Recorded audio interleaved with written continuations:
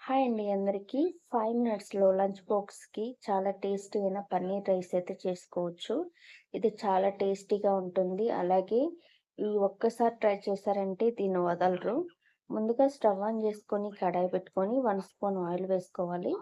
ఒక 4, 5 పచ్చిమిరపకాయలు, అలాగే కొంచెం వేరుశెనగపప్పు, ఒక 4 వెల్లుల్లిపాయలు, అలాగే 1 స్పూన్ జీలకర్ర, కొద్దిగా కొత్తిమీర వేసుకొని ఇవి కొంచెం ఫ్రై అయ్యేంత వరకు ఫ్రై చేసుకోవాలి. ఇలా ఫ్రై చేసుకొని చల్లార్చుకొని కచ్చా పచ్చాగా మిక్సీకైతే పట్టుకోవాలి.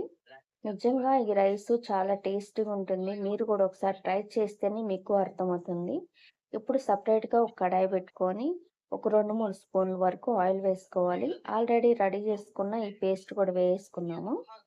ఇది కొంచెం పచ్చివాసన పోయేంత వరకు ఫ్రై చేసుకున్నాము. అలాగే 1 స్పూన్ సాల్ట్ వేసుకొని ఇలా బాగా ఈ ఆయిల్‌లో కొంచెం బయటకొచ్చేంత వరకు ఫ్రై చేసుకొని, పన్నీర్ అయితే ఒక 150 గ్రాములు తురుముకొని వేసుకోవాలి. మెయిను ఇక్కడ పన్నీరు మీ ఇష్టం వచ్చినంత వేసుకోవచ్చు. ఇక్కడ ఒక ఇద్దరికి అయ్యేంత వరకు చేశాను గాబట్టి, నాకైతే 150 గ్రాముల వరకైతే పట్టింది. ఇలా ఫ్రై చేసుకున్నాక, రైస్ ఉడికించుకొని చల్లార్చుకున్న రైస్ వేసుకోవాలి. నేను ఇక్కడ బాస్మతి అయితే ఏసాను. మీ ఇష్టం మీరు నార్మల్ రైస్ అయినా వేసుకోవచ్చు.